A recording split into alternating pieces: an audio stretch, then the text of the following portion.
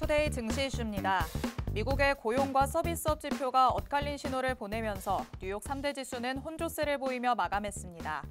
8월의 고용 증가폭은 전월 대비 줄어든 반면 서비스업 PMI 지표는 2달 연속 확장세를 기록하며 시장의 예상치를 웃돌았습니다.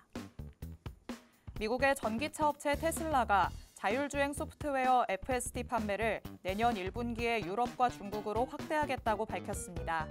10월 공개 예정인 로보택시에 FSD 기대감이 더해지면서 자율주행차에 관심이 집중되고 있습니다. 오는 13일부터 17일까지 스페인에서 유럽 종양학회가 열립니다. 유한양행과 H&B 등 국내 바이오 기업들이 주요 파이프라인에 대한 임상 연구 결과를 공개할 예정으로 금리 인하에 더해 신규 모멘텀으로 작용할 것이란 기대감이 모이고 있습니다. 파마리서치가 유럽계 글로벌 사모펀드 CBC로부터 2천억 원 규모의 투자를 유치했다고 밝혔습니다. 파마리서치는 확보한 투자금으로 전략적 해외 인수합병을 진행하고 연구개발 투자도 대폭 강화할 예정이라고 전했습니다.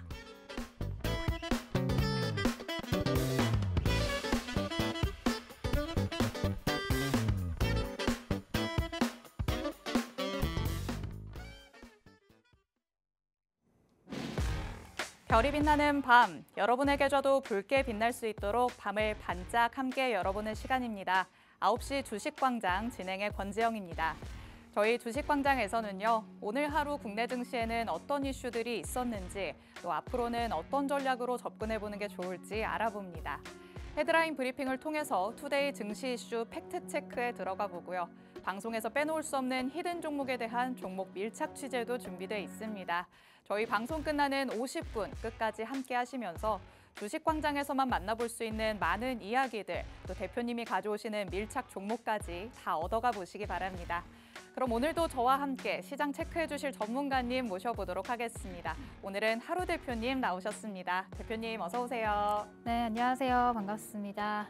네, 시청자 여러분, 금요일에 인사드리는 하루 대표입니다. 자, 오늘 금요일 또 한 주의 마지막 시장이었는데 양 시장 모두 전일 저점을 또 깨면서 하락으로 마감을 했습니다.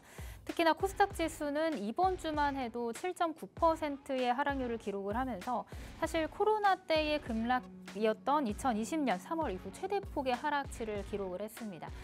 지금 투자자분들께서는 굉장히 많은 고민이 있으실 거라고 생각이 되는데요. 참 어렵고 답답한 시장, 어떻게 대비를 해야 되고 언제쯤 반등이 나올 수 있는지 오늘 저와 함께하는 50분 알차게 준비를 했으니까 뒤쪽에서 자세한 전략 살펴보도록 하겠습니다.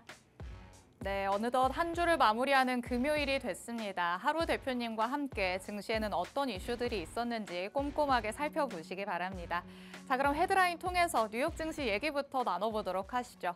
첫 번째 내용입니다. 자, 미국 증시는 엇갈린 고용 지표 그리고 서비스 지표에 3대 지수가 혼조 마감을 했습니다. 자, ADP 고용 보고서를 통해서 8월에 민간 부문 고용이 전월보다 낮게 9만 9천 명 증가한 것으로 나타났다라고 나왔습니다.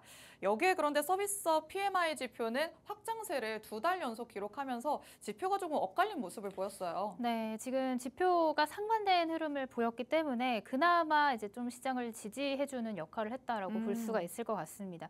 지금 미국 시장을 보면 굉장히 지표도 많은데 그 지표에 굉장히 민감하게 반응하는 현상들이 나오고 있는데요. 네. 그러니까 그만큼 증시 난이도가 굉장히 높아졌다라고 우리가 해석을 할 수 있겠죠. 이제 오늘 밤 9시 반 이제 잠시 후에 발표되는 고용 보고서가 또 이제 주가의 향방을 결정짓는 중요한 키포인트가 되지 않을까 싶습니다. 네. 네, 맞습니다. 잠시 후에 30분에 또 정부가 공개하는 고용 보고서가 있습니다. 여기에도 귀추가 주목되고 있기 때문에 잠시 후에 또 짚어드릴 수 있으면 짚어드려보도록 하겠습니다. 자, 그럼 헤드라인 두 번째 내용 같이 살펴보시죠. 이번에는 국내 증시 얘기 들어가 볼까 합니다. 테슬라발 호재가 있다라고 말씀드릴 수 있겠습니다. 자율주행차에 관심이 집중되고 있는 상황인데요. 자, 차량의 자율주행을 목표로 개발 중인 소프트웨어죠. 이 FSD 판매를 내년 1분기에 조금 더 확대하겠다라고 밝혔습니다. 그럼 테슬라도 이 소식에 4% 넘게 올랐는데 자율주행차 조금 기대를 해봐도 좋을 것 같아요.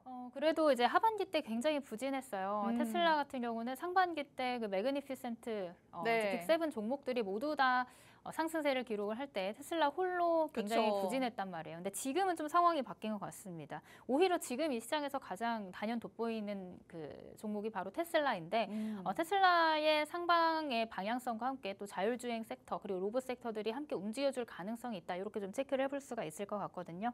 그래서 오늘은 제가 자율주행 관련해서 특징 종목과 밀착 종목 이슈까지 한번 살펴보도록 할 테니까 뒤쪽에서 자세하게 설명드려보도록 하겠습니다. 네, 뉴욕 증시 안에서는 M7이 모두가 날아오르고 있을 때 테슬라만 조금 주춤한 듯한 모습을 보이기도 했습니다. 하지만 이런 테슬라에게서 좋은 소식이 나왔기 때문에 우리가 자율주행차에 조금 더 주목을 해봐야 될 것 같은데요. 잠시 후에 저희가 팩트체크 통해서 밀착 종목까지 만나보도록 하겠습니다. 자, 헤드라인 세 번째 내용도 같이 살펴보도록 하시죠. 자, 유럽 종양학회가 다음 주에 개최가 됩니다. 여기에도 국내 바이오 기업들이 참가를 하기 때문에 이 부분에 있어서 또 바이오주에 우리가 주목을 해봐야 될 것 같죠. 네, 이런 일정을 앞두고 또 개별 이슈로 인해서 또 상승하는 종목들이 나올 것이라고 보여지고요. 그것뿐만이 아니라 지금 제약바이오 섹터는 이제 9월부터 시행되는 금리 인하의 대표적인 수혜 섹터라고 보실 수가 있을 것 같습니다. 네. 뭐 거기에 덧붙인다면 이제 11월 이제 대선을 앞두고 있고 대선 앞둔 이전에 미국과 중국의 그런 제약바이오 패권 전쟁, 네. 바이오테크 패권 전쟁에 대한 수혜 반사 수혜를 받을 수 있는 국가가 또 이제 국내 제약바이오 섹터라고 우리가 또 해석을 할 수 있기 때문에 네. 이 제약바이오 섹터는 제가 지속적으로 말씀을 드리지만 하반기에는 포트에 꼭 한 종목 이상 두어야 되는 주도 섹터가 될 가능성이 있다. 이렇게 좀 설명을 드려보도록 하겠습니다. 네, 하루 대표님께서는 이 제약 바이오주가 그래도 하반기에 주독 섹터가 될 가능성이 있다라고 계속해서 언급을 해와 주셨습니다. 그런 만큼 지속적으로 재료가 나오고 있는 상황인데요. 이와 관련해서도 밀착 종목 준비되어 있으니까 방송 끝까지 함께해 주시기 바랍니다. 자, 그럼 헤드라인 마지막 내용도 같이 살펴보도록 하겠습니다. 자, 파마리서치가 글로벌 사모펀드 CBC로부터 2천억 원 규모의 투자를 유치받는다라는 소식이 전해졌습니다. 자, 사실 이 K뷰티가 조금은 주춤했던 경향이 있었는데 다시 좀 새로운 흐름을 만들어 갈까요? 네, 뭐 지금 파마리서치가 전일 이제 시간에 공시를 또 호재성 공시를 띄우고 시간에서 또 급등이 나오고 오늘 네. 장 초반에도 굉장히 강력한 상승세를 보였습니다. 근데 그 동안에 이제 뭐 K뷰티라고 하면은 미용기기라든지 아니면 화장품 관련주들이 또 시장 하락과 함께 조정을 또 많이 받았는데. 네. 사실 더 기대되는 부분은 이제 3분기, 4분기에 대한 실적입니다. 오. 사실 2분기 실적 발표 이후에는 조금 주춤하는 흐름들이 맞아요. 있어요. 실적이 굉장히 잘 나왔음에도 불구하고 워낙 이 시장의 기대치가 높았던 탓에 좀 그것으로는 아쉽지 않나라는 시장의 의견으로 네. 인해 좀 차익 실현들이 나왔는데 사실상 더 기대되는 부분들은 이제 3분기와 4분기 실적이기 때문에 충분히 이런 조정 시점에서 우리가 살펴볼 만한 종목들이 있다. 그렇기 때문에 오늘 제가 뒤쪽에서 이제 K뷰티와 관련된 밀착 종목, 시장에서 또 살아남을 수 있는 밀착 종목 한 종목 가지고 왔으니까 뒤쪽에서 확인해 보시면 좋을 것 같습니다. 네, K뷰티 섹터가 2분기에도 양호한 실적을 내놨지만 이 시장의 기대감에 미치지 못했다는 이유로 조금 주춤한 모습을 보였습니다. 하지만 대표님께서는 앞으로 3분기, 4분기에 더 좋은 실적이 나올 것이다 라고 예상을 하고 있으신데요. 잠시 후에 또 밀착 종목까지 만나보도록 하겠습니다. 자, 이렇게 오늘 다뤄볼 이슈들 헤드라인 통해서 간략하게 짚어봤습니다. 말씀드렸던 대로 각각의 이슈들은 하나씩 팩트체크 들어갈 예정이고요. 밀착 종목도 3개나 준비되어 있습니다. 저희 방송 끝까지 함께해 주시기 바랍니다. 자, 그럼 저희는 잠시 후에 돌아오겠습니다.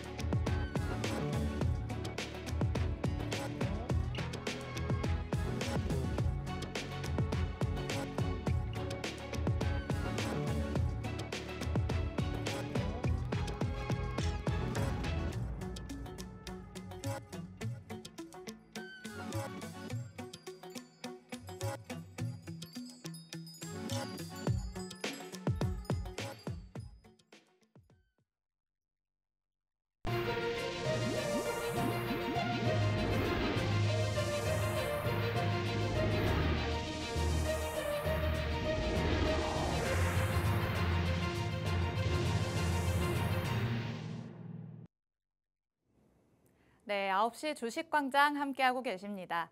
저희 주식광장 누구에게나 열려있는 방송입니다. 지금 시청하시는 분들은 언제든지 자유롭게 팍스 통신망 안으로 들어오실 수 있는데요. 하단에 QR코드 계속해서 나가고 있습니다. 이 QR코드 스캔해서 들어오시면 오늘 주식광장에서 만나보는 밀착 종목들, 정확한 종목명부터 자세한 가격 전략까지 다 받아가실 수 있습니다. 그리고 오늘 금요일인데도 밤 11시에 대표님께서는 라이브 방송 진행하십니다. 이 라이브 방송에 참여할 수 있는 링크도 팍스 통신망 안에서만 공개되고 있으니까요. 서둘러서 방송 끝나기 전까지 스캔해서 들어오시기 바랍니다. 자, 그럼 저희는 오늘 마감된 국내 증시 상황부터 짚어보도록 하겠습니다. 자, 금요일에 조금 아쉽다라고 얘기할 수 있습니다. 양 시장이 계속해서 파란불을 켠 채로 마무리가 됐습니다. 코스피 지수 같은 경우에는 오늘 1.21% 하락하면서 2,544선에 머무르는 모습 보여줬습니다.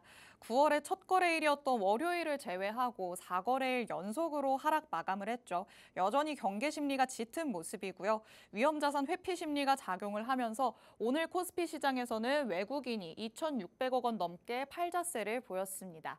여기에 코스닥 지수 2% 넘게 빠지는 모습이었습니다. 2.58% 하락하면서 오늘 706선에서 장 마쳤습니다. 강보합권에서 출발을 했지만 장중에 낙폭을 키우면서 700선이 위협받기도 했었는데요. 다행히 오늘 코스닥 시장에서는 개인의 매수세가 더 이상의 하락이 일어나지 않게 지수 방어를 했다라고 볼 수 있겠습니다. 하지만 오늘 코스닥에서는 모든 업종이 하락을 했는데요. 최근에 지속적인 상승을 보였던 제약 업종도 오늘은 하락 마감했던 장이었습니다. 자, 현재 매크로 불확실성이 높은 상황이기 때문에 수급이 다소 부족해지면서 변동성은 높아지는 모습 보이고 있는 상황입니다. 자, 대표님, 이 수급이 뒷받침이 조금 돼야 시장의 낙폭도 지금보다는 조금 줄어들지 않을까라는 생각도 드는데 대표님께서는 어떻게 보실까요? 그렇죠. 지금 이 상황에서 가장 어려운 점은 이제 수급인 네. 것 같습니다. 지금 뭐 수급적인 측면에서는 국내 증시 같은 경우도 추석을 앞두고 있잖아요. 맞아요. 거기에 엎친 데 덮친 격까지 이제 지표들이 줄줄이 있다 보니까 시장에서는 조금 이제 돌다리를 두드려 보고 건너겠다는 관망 심리들이 합쳐져서 지속적으로 시장을 어렵게 만드는 그런 상황들이 연출이 되고 있는 것 같습니다. 자, 오늘 양시장 뭐 아까도 말씀드렸지만 저점을 이탈을 하면서 또 이제 추가적인 하락도 염두에 둬야 되는 상황까지 왔습니다. 특히나 이제 코스닥 같은 경우는 주간 하락률이 7.9%, 이게 이제 코로나 급락기였던 2020년도 3월달 이후에 이제 최대치를 기록했다라고 보시면 될 것 같은데요. 오늘 밤에 고용 보고서가 발표가 있을 예정이고 이제 그 다음 주는 반대 매매 물량이 나올 가능성이 또 있기 때문에 여전히 긴장감을 늦출 수가 없는 그런 실정입니다. 다만 그래도 현재 지수와 종목별 낙폭은 굉장히 지표에 과민하게 반응을 하고 있다라고 볼 수가 있는데요. 코스닥 같은 경우는 다음 주 ADR상 과매도 구간에 진입을 할 예정이고 지금 뭐 코스피 코스닥 할 것 없이 대부분의 종목이 30%에서 50% 정도 고점 대비 한 30%에서 5.50% 정도 하락을 한 수준입니다. 여전히 주가의 추가 하락의 여지가 남아있기는 하지만 지금 반등 시도, 그러니까 기술적인 반등이 만약에 들어온다면 여전히 과매도 구간이기 때문에 제법 큰 폭으로 나올 수도 있다라는 점 우리가 지금은 염두를 해둬야 되는 상황이고요. 그렇기 때문에 지금 특히 실적 대비 하향, 그러니까 실적은 괜찮은데 뭐 지수의 하락으로 인해서 낙폭이 컸던 그런 종목들과 또 이런 하락장에서 외국인과 기관의 수급이 들어왔던 그런 종목들이 시장 반등 시에 또 가장 먼저 단기 반등 수급이 쏠릴 가능성이 있으니까 그런 섹터들, 그런 종목들을 미리 체크를 해보는 게 좋겠다라는 전략을 말씀드려 보도록 하겠습니다. 네, 최근 시장의 흐름을 보면 정말 소리 소문 없이 조금씩 밀려간다라고도 얘기를 할 수 있겠습니다. 코스닥 지수 같은 경우에는 주간 하락률로 봤을 때 2020년 이후에 최대 낙폭을 보였다라고 대표님께서 짚어주셨는데요. 이런 상황 속에서 내 계좌도 같이 흘러내려가서 너무 슬프다라고 하시는 분들도 많으실 것 같습니다. 이런 분들은 지금 저점을 다지고 있는 이런 종목들, 이런 섹터로 가져가는 게 좋겠다라고 말씀을 하십니다. 하지만 혼자서 가져가시기에는 너무 어려우시겠죠. 대표님께서 하나하나씩 밀착 종목을 가져와 주시니까요. 오늘 주식광장 통해서 저점 매수의 기회로 잡을 수 있는 밀착 종목들 3개 다 얻어가 보시면 좋을 것 같습니다. 자, 이런 밀착 종목들을 가져가신다면 어떤 수익률, 어떤 정도의 상승률을 가져갈 수 있을지 궁금하다라고 하시는 분들이 있으실 텐데요. 저희가 잠시 수익 리뷰를 통해서 만나보도록 하겠습니다. 있습니다. 자, 대표님 그래도 요즘 시장이 참 어렵지만 대표님이 공개해 주신 밀착 종목이 오늘 같은 시장에서도 오름세를 보였죠. 네, 참 어렵습니다. 제가 종목을 드리는 게 어려울 정도로 네. 정말 시장이 어렵습니다. 네, 뭐 그럼에도 불구하고 이제 섹터 순환매 속에서 올라갈 수 있는 종목들은 또 나오고 있으니까요. 오늘도 밀착 종목 세 종목 관심 있게 보시면 좋을 것 같다는 말씀 먼저 드리고요. 네, 오늘 리뷰할 밀착 종목은 지난 목요일에 제가 가지고 나왔던 슈어소프트테크라는 자율주행 관련주입니다. 자, 슈어소프트테크는 어떤 기업이냐면 이제 현대차에서 지분을 7.3% 정도 가지고 있는 현대차 관련주라고 보시면 될 것 같아요. 그리고 지금 현대차의 자율주행 부분이 강화됨에 따라서 수혜를 받을 수 있겠다라는 기대감이 붙어주면서 또 이렇게 급등을 했던 종목입니다. 자, 이 종목 같은 경우는 8월 29일 자 이제 급등이 나오고 그 다음 날 이제 또 조정이 나왔는데 이제 방송 나가고 그 다음 날 시초가에 공략을 하셨다면 오늘 이제 슈팅이 나왔기 때문에 장중에 조금 이제 강한 상승이 나왔거든요. 다만 오늘 또 윗꼬리를 달고 음봉으로 마감을 한 점이 조금 아쉽지만 그래도 이런 이제 이평선들의 지지를 받아주면서 더 이상의 이제 하락을 멈추려는 그런 흐름들 이제 밑에서 받아주는 흐름들이 나왔기 때문에 혹시라도 이제 오늘 익절을 못하신 분들이라면 다음 슈팅 때 일부 익절을 해두시고 그 다음에 이제 이런 장기 이동 평균선은 강한 저항이 될 수 있으니 여기서도 물량을 좀 덜어내시고 만약에 여기서 지지를 받고 추가적인 상승이 나온다면 이제 자율주행 섹터 모멘텀과 함께 같이 올라가 줄 수 있는 종목이기 때문에 추가적인 상승 같이 함께 해보시면 좋겠다. 이렇게 좀 정리를 해보도록 하겠습니다. 네, 대표님과 함께 하시면 이렇게 어려운 시장 안에서도 힘있게 상승하는 종목들 여러분도 가져가실 수 있습니다. 오늘 방송에서도 3가지 종목이나 준비가 되어 있는데요. 저희가 방송에서는 설명을 해드리지만 정확한 종목명 그리고 자세한 가격 전략은 팍스통신망 안에서만 공개해드리고 있습니다. 하단에 QR코드 계속해서 나가고 있죠. 이 QR코드를 스캔해서 들어오시면 오늘 방송에서 만나볼 수 있는 밀착 종목들의 정확한 종목명, 자세한 가격 전략 다 받아가실 수 있습니다. 그리고 오늘 밤에 진행되는 라이브 방송에도 참여를 하실 수가 있는데요. 이 라이브 방송에 참여를 하시면 하루 대표님만의 전략이라고 할 수 있는 241선 돌파 그리고 눌림목 매매에 대한 강의도 들어보실 수 있습니다. 차트를 볼 수 있는 눈까지 길러줄 수 있게끔 전문가님께서 자세하게 설명을 해주시니까 팍스통신망 안에 들어오셔서 이 관련된 내용들 다 짚어가 보시기 바랍니다. 자, 그렇다면 오늘도 밀착 종목들 만나볼 수 있는 하나하나의 이슈들 팩트 체크 들어가 보도록 하겠습니다. 자, 첫 번째 내용이죠. 헤드라인으로는 2번째로 살펴봤던 내용입니다.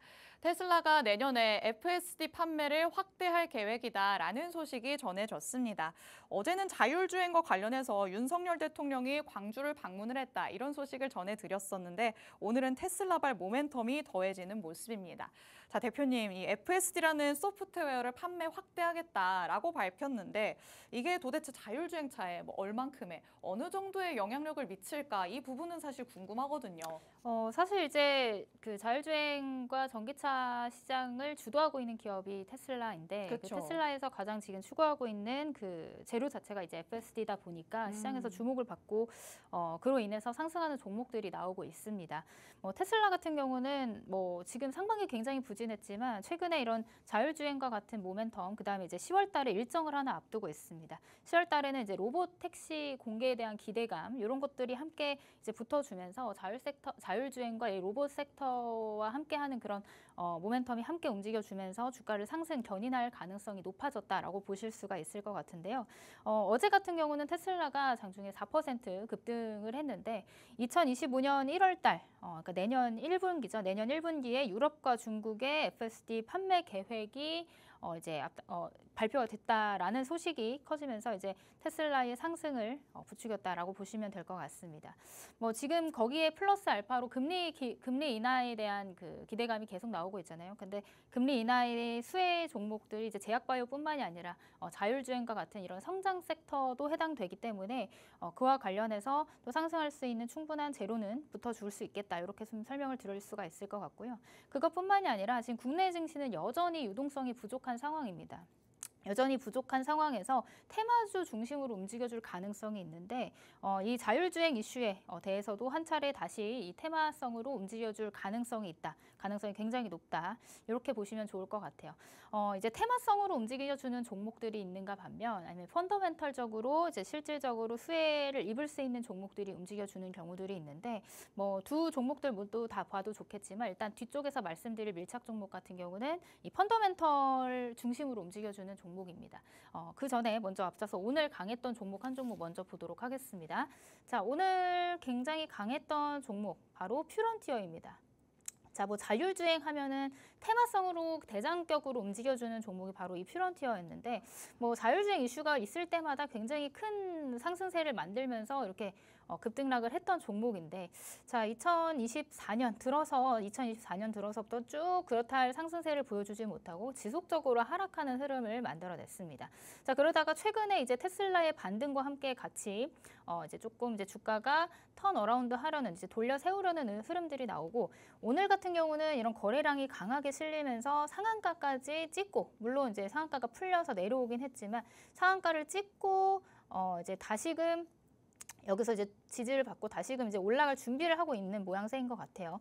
다만 이 종목 같은 경우는 이런 장기 이동 평균선의 저항을 또 계속해서 받고 있기 때문에 뭐 지금 이제 장기 이평선까지는 거리가 조금 남아 있긴 하지만 이 정도의 상승세를 보고 들어가신다면 들어가셔도 좋겠지만 물론 이제 뭐 펀더멘털적으로도 뭐 그렇게 나쁘지 않은 종목이지만 제가 뒤쪽에서 설명드릴 밀착 종목이 오히려 이제 테마주보다는 이제 조금씩 모아서 갈 수 있는 펀더멘털적으로는 더 우수한 종목이기 때문에 그 종목을 조금 더 집중적으로 보시면 좋지 않을까 이렇게 좀 정리를 해보도록 하겠습니다. 네, 자율주행차와 관련해서는 테슬라 얘기를 또 빼놓을 수 없을 것 같습니다. 테슬라가 10월에는 로보택시를 공개할 예정이다라고 밝혀진 바가 있었죠. 여기에 오늘의 이슈인 FSD 소프트웨어 판매를 확대하겠다라는 소식도 더해지면서 어떻게 보면 재료가 조금 더 다양화되고 있다라고도 볼 수 있겠습니다. 그리고 또 미래의 성장 섹터인 만큼 금리 인하의 수혜주로도 계속해서 기대감을 가져가고 있습니다. 그렇기 때문에 오히려 최근에 이 시장 안에서는 테마성의 움직임을 보이기도 한다라는 거 짚어주셨죠. 이와 관련해서 움직임을 보여줬던 퓨런티어 관련주의 흐름으로 한번 짚어봤습니다. 대표적인 테마성의 움직임을 보인다라고 얘기할 수 있겠습니다. 지속적인 하락세를 보였었지만 그래도 테슬라의 반등과 어느 정도 움직임을 함께 하려는 모습 보여줬습니다. 오늘은 상한가를 터치하는 모습을 보였는데요. 그래도 계속해서 장기 이평선이 오히려 저항대로 작용을 하는 모습 보실 수가 있습니다. 장기 이평선까지 도달을 할 수는 있겠지만 추가적인 그래도 상승 지금의 자리에서는 여력을 좀 확인해 볼 수 있겠다라고 말씀을 하십니다. 그런데 나는 이렇게 테마성의 움직임을 가져가는 종목 조금 무서워서 진입하지 못하겠다라고 하시는 분들도 생각보다 많으실 것 같습니다.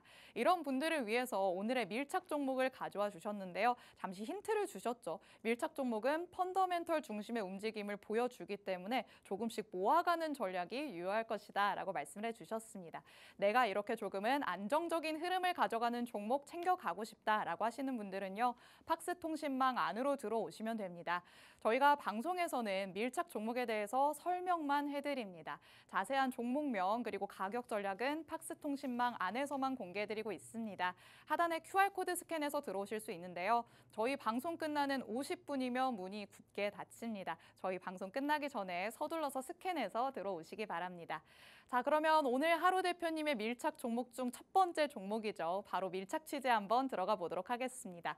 자, 대표님 이렇게 펀더멘털 중심의 움직임을 가져간다라고 말씀을 해주셨는데 그렇다면 오히려 변동성이 크다라기보다는 조금 약간씩 움직인다라고 봐야 될까요? 뭐 이렇게 막 급등이 나오거나 뭐 엄청난 폭발적인 움직임을 보여주지는 않지만 그래도 이제 자율주행 섹터가 이제 시장에 좀 자리를 잡게 되면 네.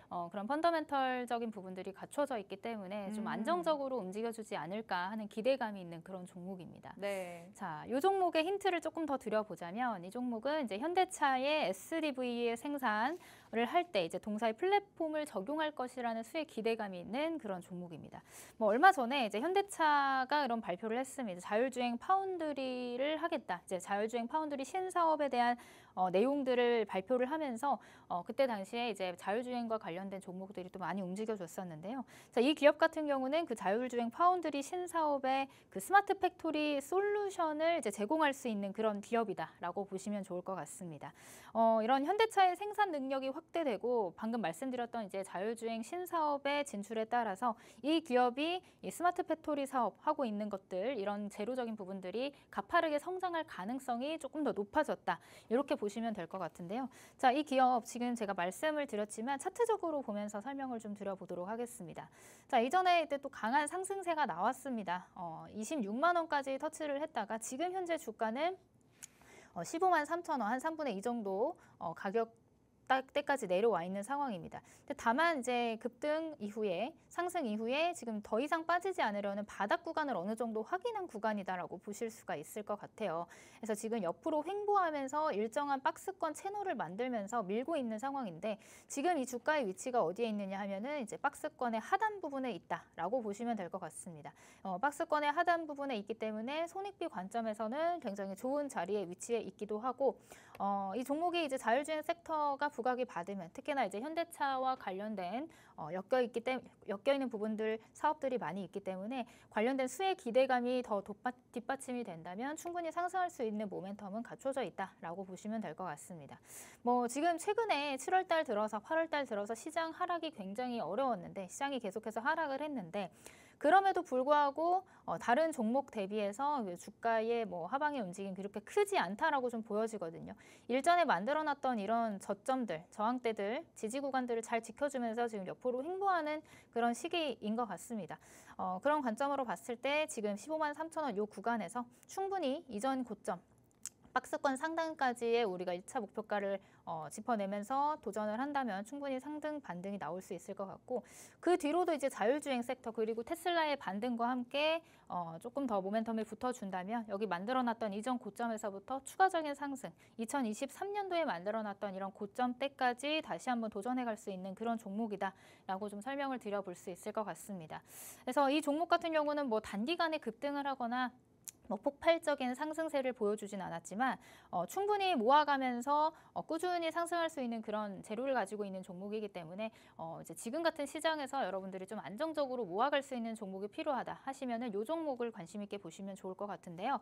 이 종목명에 대한 자세한 설명을 제가 드릴 수 없기 때문에 오늘 밤 11시에 라이브 방송을 통해서 정확한 종목명과 그리고 손절가, 1차 목표가 그리고 익절가까지 제가 다 브리핑을 해드릴 테니까 11시에 들어오셔서 함께 라이브 방송까지 참여하시면 될 것 같습니다. 네, 오늘 하루 대표님의 첫 번째 밀착 종목 함께 살펴봤습니다. 현대차가 움직이게 된다면 낙수 효과를 보게 될 종목이다라고 짚어주셨는데요. 자율주행 파운드리 사업을 진행할 것이다라고 현대차가 밝힌 바 있었죠. 저희가 주식광장 통해서도 한번 말씀을 드렸었는데 그렇게 된다면 스마트 팩토리의 솔루션을 제공하는 이 사업을 영위하는 게 오늘의 밀착 종목이기 때문에 관련된 이 부분을 재료로 삼을 수 있을 것이다라고 말씀을 해주셨습니다. 차트상의 흐름도 다시 한번 살펴보도록 하겠습니다. 자, 현재로서는 바닥을 확인한 상황이다라고 얘기할 수 있겠습니다. 박스권을 계속해서 형성해서 움직이는 모습인데요. 현재는 박스권 중에서도 하단의 위치에 있다라고 볼 수 있겠습니다. 그만큼 손익비가 좋은 자리에 있다라고 대표님께서는 짚어주셨는데 그렇다면 박스권 상단까지는 우리가 충분히 노려볼 수 있겠다라고 얘기를 하셨죠. 그런데 대표님 사실 이번 밀착 종목 같은 경우에는 조금 모아가는 전략이 유효할 것이다라고 말씀을 하셨잖아요. 네. 근데 박스권이 있기 때문에 상단까지만 바라보는 약간 단기적인 흐름도 괜찮지 않을까라는 생각이 들거든요.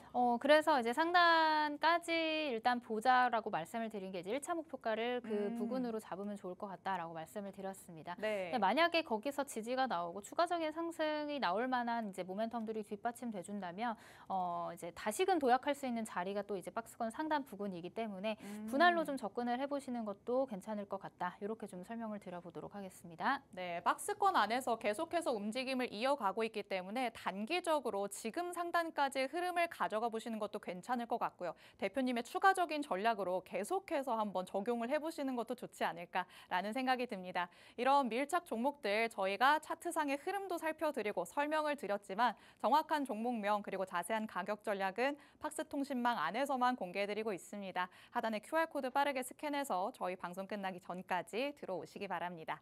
자, 이렇게 첫 번째 이슈 팩트체크 마무리해 보도록 하겠습니다. 두 번째 내용 바로 살펴보시죠. 헤드라인으로는 세 번째로 살펴봤던 내용입니다. 자, 이번에는 바이오와 관련된 얘기 잠시 나눠보겠습니다. 바이오 섹터에 주기적으로 찾아오는 학회 소식이 다시 다가오는 시기가 됐습니다. 세계적인 유럽 종양학회가 바로 다음 주에 열리는데요. 자, 대표님, 오늘은 바이오가 그래도 조금 흔들리는 모습을 보이기는 했지만 그래도 요즘 다양한 재료가 나온다라고 얘기할 수 있을 것 같아요. 오늘 바이오가 조금 흔들렸다라고 하시지만 네. 사실 안 흔들린 종목이었거든요. 그쵸. 안 흔들린 섹터가 없고 지금 코스닥 같은 경우는 전 종목, 전 업종이 다 이제 하락을 하는 와중에 그나마 맞아요. 그래도 바이오 같은 경우는 다른 업종에 비해서 하락폭이 상대적으로 크지 괜찮았다. 않았다라고 좀 생각을 할 수가 있을 것 같아요. 그러니까 이런 하락장에서 조금 더 강하게 단단하게 버티고 있는 종목들이 시장 반등이 나왔을 때 오히려 조금 더 탄력적으로 움직여줄 가능성이 있다라는 점에서 제약바이오 섹터 충분히 이제 조정 시에 매수 관점으로 보셔도 되겠다 이렇게 좀 말씀을 드릴 수 있을 것 같습니다.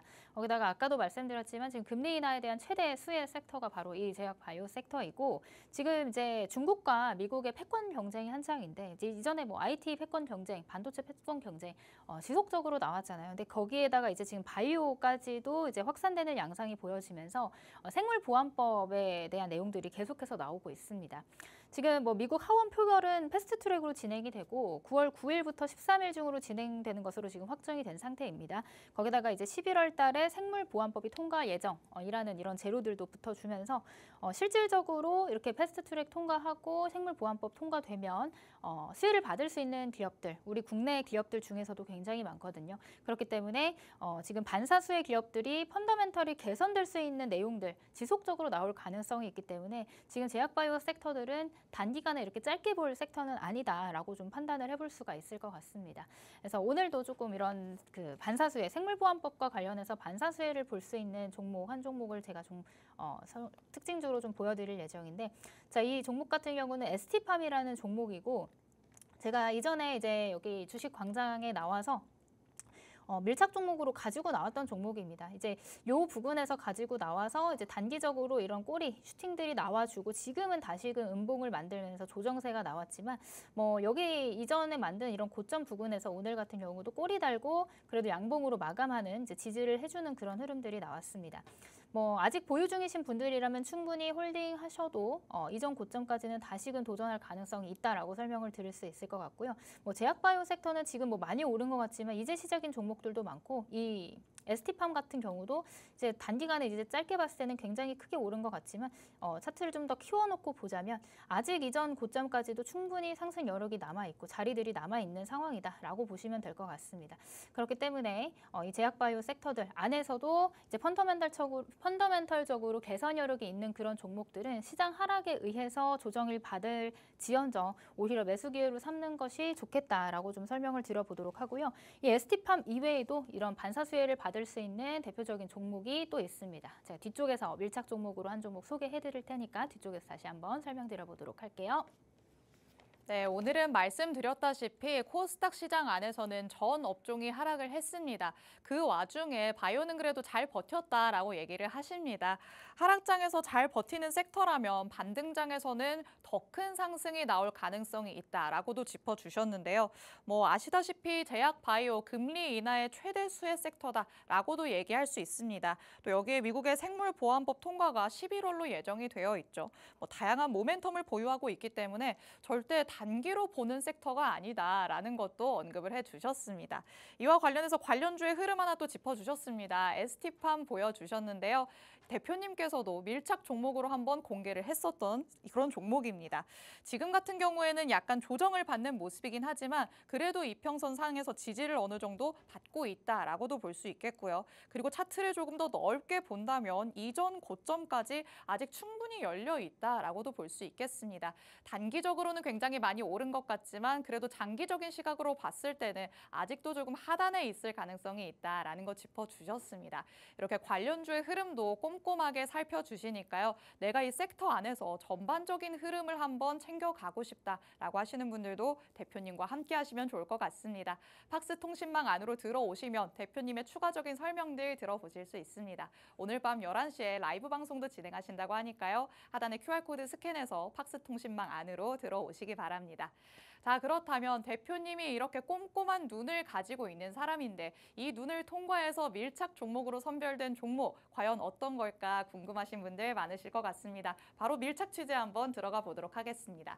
자, 대표님 아직도 그래도 하단에 머물러 있는 종목 많다라고 말씀을 하셨는데 그렇다면 오늘의 밀착 종목도 아직까지 안 오른 종목 중에 하나다라고 봐야 될까요? 사실 많이 올랐는데 최근 조정 구간을 거치면서 네. 이제 그 막 오를 때 쫓아 들어가기엔 조금 부담스러운 그쵸. 경향이 있잖아요. 근데 오히려 지금 시장이 빠지면서 같이 조정을 받았을 때 조금 덜 부담스러운 가격대에서 추가적인 상승 모멘텀이 있다면 도전해볼 만한 종목이지 않을까. 기회가 왔다라고 봐야 되는 종목일까요? 네, 그렇죠. 지금 이제 뭐 앞으로 상승할 여력이 많이 있는데 조정 구간에 또 저렴한 가격대까지 내려왔다라면 우리가 또 한번 매수를 해볼 수 있는 그런 종목이지 않을까 싶어서 가지고 왔습니다.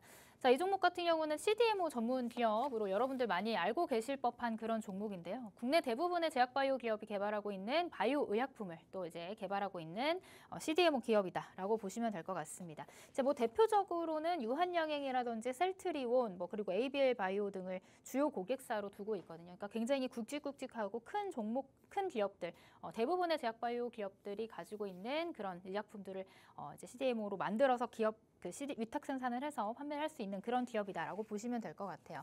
자, 이 기업도 역시나 마찬가지로 이제 그 중국과 미국의 그런 패권 경쟁 안에서 생물보안법이 통과가 된다면 수혜를 받을 수 있는, 반사 수혜를 받을 수 있는 그런 대표적인 종목으로 언급되다 보니까 지속적인 상승세를 이어갔습니다. 자, 이 종목의 차트를 보자면 이전에 2022년대부터 해서 2023년대 쭉 이제 역배열 차트에서 하락 추세를 이어가는 그런 구간들을 만들어냈어요. 그러다가 이제 2024년도에 들어서 이제 금리 인하에 대한 기대감과 더불어서 제약바이오 섹터들이 다 같이 움직여줄 때 이 종목도 가장 먼저 강하게 움직여주는 그런 흐름들을 보였거든요.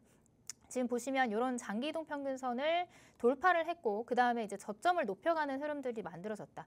자, 이제 하락 추세에서 상승 추세로의 반전이 어떻게 보이시냐면은 이렇게 저점을 이어붙였을 때 저점이 한 번 높아지고 두 번 높아지고 세 번 높아지고 하면서 추세선을 그었을 때 이렇게 V자 변곡을 만들어내는 이런 구간들이 우리가 추세가 반전이 되었다라고 말을 할 수가 있는 겁니다. 근데 추세가 반전된 이후에 이제 더 이상 이런 장기 이동 평균선을 뚫고 내려가지 않고 이런 정배열을 착착착 만들어가면서 해치지 않고 올라가는 이런 지금 상태를 우리가 이제 상승 추세에 돌입해 있다라고 얘기를 할 수 있는데 이 종목 같은 경우는 정확하게 이제 상승 추세를 만들어가면서 저점을 지속해서 높여가고 있는 그런 현상을 보이고 있다. 추세가 굉장히 좋다라고 좀 정리를 해볼 수가 있을 것 같습니다. 차트를 좀 넓혀서 가까이서 조금 보자면 이제 지속적인 거래 대금들이 들어오면서 상승을 만들어냈고 지난 이제 월요일이죠. 8월 5일에 이제 블랙 원데이 때도 이제 모든 종목들, 전 종목들이 하락할 때 이 종목도 이제 하락을 피할 수가 없었어요. 피할 수는 없었지만 이전에 만들어놨던 이런 고점대 라인에서 딱 지지를 받아주면서 반등이 나왔고 이런 구간이 이제 매수의 적기일 수도 있겠죠. 매수 포인트가 될 수 있겠죠. 그러고 나서 이제 다시금 반등, 후 조정, 그 다음에 급등 후에 추가적인 상승 후에 지금은 다시 조정 구간에 돌입을 해 있는 상황입니다. 제가 아까도 말씀드렸다시피 많이 안 오른 종목, 바닥에 있는 종목은 아니지만 충분히 올 한 해 들어서만 해도 굉장히 또 강한 상승세를 보여줬기 때문에 안 오른 종목은 아닙니다. 올해 1월 달에 8,000원 하던 종목이 지금 이제 지난 8월 27일에 최고점 27,000원까지 올라갔으면은 또 그래도 많이 상승을 한 편인데 이 종목이 가지고 있는 펀더멘탈이라든지 앞으로 만들어낼 수 있는 영업이익과 실적적인 부분에서 충분히 이 자리도 저점으로 볼 수 있지 않을까라는 생각에 제가 이 종목을 밀착 종목으로 가지고 왔고요. 물론 우리가 이런 자리, 꼬리 달리는 이런 고점 부근에서 같이 따라잡기에는 부담이 있을 수 있습니다. 지금 시장 상황도 조금 여력치 않기 때문에 이런 자리에서 따라 들어가는 건 조금 부담이 될 수 있겠지만 지금 오늘 같은 자리를 보면은 이제 하락 조정이 나오고 이런 뭐 60일 이평이라든지 20일 이평에서 지지를 받아주는 이런 구간에서 접근을 한다면 충분히 손익비 좋은 자리를 우리가 선점할 수 있는 그런 자리다라고 좀 생각을 해보시면 될 것 같아요. 그래서 단기적으로 봤을 때는 이전 만들어놨던 24,000원 부분의 고점을 1차 목표가 정도로 선택을 할 수가 있을 것 같고 돌파 시에는 또 추가적인 상승 그리고 추세 추종에 의해서 추가적인 상승은 이제 추세가 꺾이기 전까지 홀딩하는 전략으로 가지고 가는 것도 괜찮은 종목이다. 이렇게 설명을 들어볼 수가 있을 것 같은데요. 자, 이 종목도 역시나 제가 종목명을 설명을 드릴 수가 없는 게 참 아쉽네요. 이 종목 어떤 종목인지 궁금하신 분들은 오늘 밤 11시에 제가 밀착 종목, 새 종목 소개를 하는 그런 시간이 있으니까요. 들어오셔서 자세한 가격 전략까지 받아보시면 될 것 같습니다. 네, 제약바이오와 관련한 하루 대표님의 두 번째 밀착 종목 함께 살펴봤습니다. CDMO 전문 기업이다라고 말씀을 해주셨습니다. 유한양행 그리고 셀트리온 이렇게 네로라는 기업들을 고객사로 확보하고 있는 기업이기 때문에 사업성도 탄탄하다라고 얘기를 할 수 있겠죠. 여기에도 생물보안법의 반사수에 기대감이 더해지면서 차트상으로 봤을 때는 흐름이 굉장히 좋게 이어져 가고 있다라고 말씀을 해주셨습니다.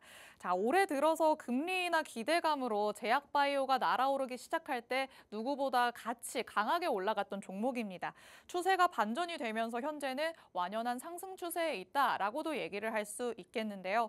지금 안 오른 종목은 아니다라고 말씀을 해주셨습니다. 어느 정도 오르기는 했지만 그래도 지금 살짝 조정이 들어가 있는 상황이기 때문에 오히려 지금을 기회로 삼을 수 있겠다라는 것도 짚어주셨고요. 그리고 최근에 이 시장 안에서 계속해서 깨닫고 있는 부분이 있습니다. 원래 힘이 한 번 나타났던 종목은 계속 또 나타난다라는 거 알고 있으시겠죠? 이렇게 강한 상승을 보여주는 힘이 있는 종목이기 때문에 오히려 이렇게 기회가 왔을 때 우리가 진입을 해서 그 다음 상승을 노려볼 수 있지 않을까라는 생각이 듭니다. 대표님이 말씀을 해주신 것처럼 이렇게 밀착 종목에 대한 정확한 설명은 해드리지만 종목명 그리고 자세한 가격 전략은 팍스통신망 안에서만 공개해드리고 있습니다. 하단에 QR코드 스캔해서 들어오실 수 있는데요. 저희 방송 끝나는 50분에 문이 굳게 닫힙니다.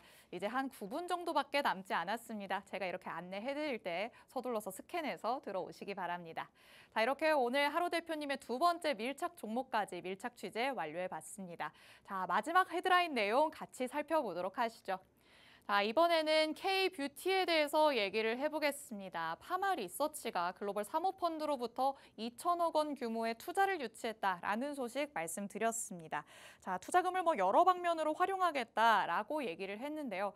대표님, 저희가 아까도 얘기를 했었지만 K-뷰티가 지금은 조금 잠잠하잖아요. 그렇죠? 그렇다면 3분기부터는 흐름이 개선될 것이라고 지금 보고 계시는 걸까요? 네, 이제 전통적으로 1, 2분기보다는 이제 3, 4분기 실적이 조금 더 좋기 때문에 이제 1, 2분기 실적은 굉장히 또 어닝 서프라이즈 수준으로 잘 나왔지만 네. 이제 가이던스라든지 아니면 시장의 기대치에 못 미치는 그런 부분들 때문에 지금 이제 뷰티 섹터 미용 기기라든지 아니면 화장품 관련주들이 조정을 많이 받고 있는 상황인데 네. 오히려 이런 조정 구간에서 추가적인 상승 모멘텀이 있다면 매수 기회로 삼아도 괜찮지 않을까 생각이 드는데요. 거기다가 지금 이제 워렌 버핏도 화장품 관련 섹터에 투자를 하고 있다. 이런 분위기 자체가 화장품 섹터를 다시 한번 또 주목을 받게 할 수 있는 그런 모멘텀이 만들어지지 않을까 싶습니다. 오늘 같은 경우는 파마리서치가 시간외에 공시가 나와서 급등이 나왔는데 이 공시 때문에 이제 지금까지 기대하고 있던 해외의 추가 수주 모멘텀이 시작될 가능성이 굉장히 높아졌다라고 보실 수가 있을 것 같아요. 이 이제 파마리서치의 성장판이 확 열리게 되는 그런 포인트가 될 것 같다. 이렇게 좀 보실 수 있을 것 같고, 그리고 이제 화장품 섹터 같은 경우는 지금 하반기에 아마존의 블랙 프라이데이 이런 것들이 있고, 지금 최근 각광받고 있는 북미 시장을 중심으로 다시금 이제 소비 시즌이 이제 3, 4분기에 또 몰려 있거든요. 그래서 3, 4분기 이런 소비 시즌과 함께 다시금 영업이익과 실적이 높아질 수 있는 그런 기대감, 밸류에이션에 대한 고려가 지금 다시 좀 재평가가 필요하다는 그런 분석들이 나오고 있습니다. 앞으로 이제 소비 시즌 효과가 거론이 되다 보면 다시 한번 이 업종에 대해서 생각해 볼 수 있는 그런 움직임들 나올 수 있을 예정이니까 지금 조정을 많이 받았을 때 이런 펀더멘털 쪽에서 영업이익이라든지 실적이라든지 확실한 부분을 보여줄 수 있는 그런 종목들을 우리가 미리 좀 선점을 해놓는다면 또 좋은 수익률을 얻을 수 있지 않을까, 이렇게 설명을 드려보도록 하고요. 아까 말씀드렸던 파마리서치 차트 한번 보고 넘어가도록 하겠습니다. 이 파마리서치 같은 경우도 이제 뭐 시간에 공시가 나와서 갭을 강하게 띄우면서 급등이 나왔습니다. 뭐 오늘 갭 띄우고 나와서 급등이 나왔지만 이제 꼬리 장중에 위아래로 꼬리를 달면서 굉장히 뭐 좀 힘겨루게 하는 향상들을 보였는데 충분히 이 재료적인 부분에서는 추가적인 이 자리에서도 추가적인 상승이 나올 수 있는 부분이다라고 볼 수가 있을 것 같아요. 다만 지금은 이런 갭과 같은 이런 부분들을 좀 채우고 내려갈 수 있어요. 채우고 내려갔다가 다시 이제 올라갈 가능성이 있기 때문에 지금 이 자리에서 바로 이제 뭐 비중을 실는다기보다는 시장의 흐름을 어느 정도 좀 체크를 하고 이런 바닥 구간까지 좀 내려왔을 때 혹은 이런 갭을 메꾸는 흐름들이 발견이 됐을 때 이런 구간들에서 좀 분할 매수로 접근을 하시는 게 좋지 않을까 이런 의견을 좀 드려보도록 하겠습니다. 그리고 오늘 제가 준비한 밀착 종목도 뒤쪽에서 조금 더 자세하게 설명을 드려보도록 하겠습니다.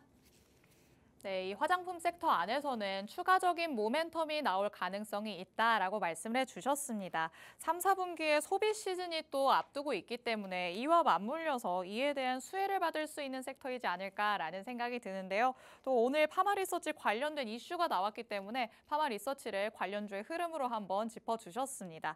자, 오늘 굉장히 갭상승을 한 채로 장 출발을 했습니다. 하지만 아래 위로 다 꼬리를 달면서 조금은 변동성이 큰 모습을 보였는데요. 이 갭을 어느 정도 메울 가능성이 있기 때문에 지금 진입을 하기보다는 조금 지켜봐야 될 필요도 있다라고 말씀을 해주셨습니다. 이렇게 한번 상승이 크게 나온 종목이라면 내가 지금 추가적으로 들어가기 쉽지 않다라고 느끼시는 분들이 많으실 것 같습니다. 이보다는 조금 안정적인 흐름을 가져가는 종목이 있지 않을까라고 둘러보고 계실 것 같은데요. 오늘 대표님의 밀착 종목으로 가져가시면 그런 욕구들 다 채우실 수 있지 않을까라는 생각이 듭니다. 오늘의 마지막 밀착 종목만을 남겨놓고 있습니다. 바로 밀착 취재 한번 들어가 보도록 하시죠.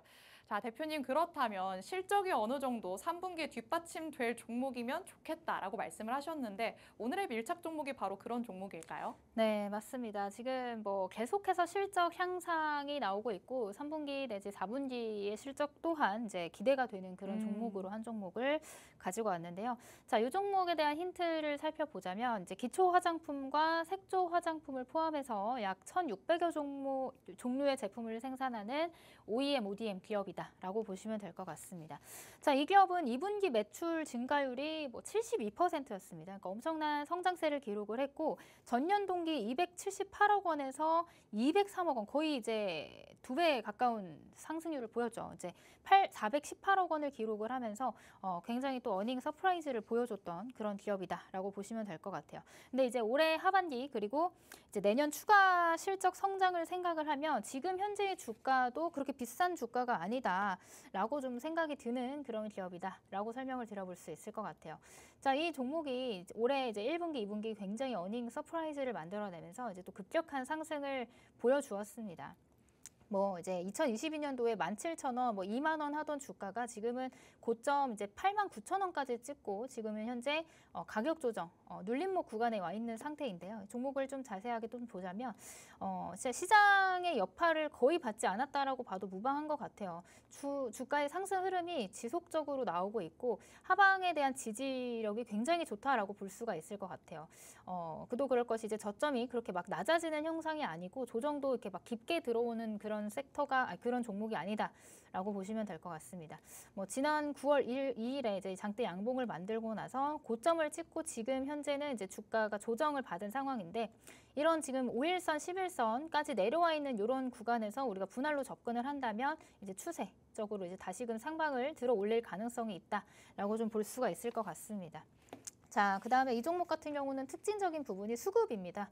지금 수급을 보시면 이제 기관의 순매수세가 좀 두드러져요. 오늘 같은 경우는 외국인과 기관이 조금 매도하는 흐름들을 보였지만 그 동안에 상승할 때에 들어왔던 수급에 비하면 굉장히 미미한 이제 매도세라고 볼 수가 있을 것 같고 특히나 이 사모펀드 쪽에서 지속적인 수급이 포착이 되고 있기 때문에 이 종목 같은 경우는 좀 단기간이 아니라 좀 이제 3, 4분기 내에 좀 중장기적인 모멘텀으로 추세 좋게 또 올라가 주지 않을까 하는 그런 기대감이 있다라고 좀 설명을 드려볼 수 있을 것 같습니다. 자, 이 종목 같은 경우 이제 눌림목 구간에서 여러분들이 이제 조정 시 매수 관점으로 좀 체크를 해보시면 좋을 만한 종목인데 자세한 종목명 그리고 전략들은 제가 시간 관계상 다 설명을 드릴 수 없으니 오늘 밤 11시에 들어오시는 라이브 방송 통해서 전략까지 다 받아가시면 될 것 같습니다. 네, 오늘 대표님의 마지막 밀착 종목 함께 살펴봤습니다. 차트상의 흐름으로 봤을 때 정말 성장세가 무섭다라고 얘기할 수 있겠는데요. 주가가 굉장히 가파르게 올라가는 모습 보여줬습니다. 지지를 상당히 잘 받고 있기 때문에 추세적으로 다시 상승을 노릴 수 있다라는 거 짚어주셨죠. 오늘의 밀착 종목 내가 가져가고 싶다라고 하시는 분들 하단의 QR코드 스캔해서 팍스통신망 안으로 들어오시기 바랍니다. 자, 오늘 이렇게 대표님과 함께한 내용은 여기까지입니다. 본 방송에서 제공해드리는 정보는 투자 판단에 대한 조언일 뿐 해당 종목의 가치 또는 상승 하락을 보장하진 않는다는 점 언제나 유의해 주시기 바랍니다. 주말 잘 보내시고요. 저희는 다음 주 월요일 이 시간에 더욱더 알찬 내용으로 돌아오도록 하겠습니다. 시청해주신 여러분 고맙습니다.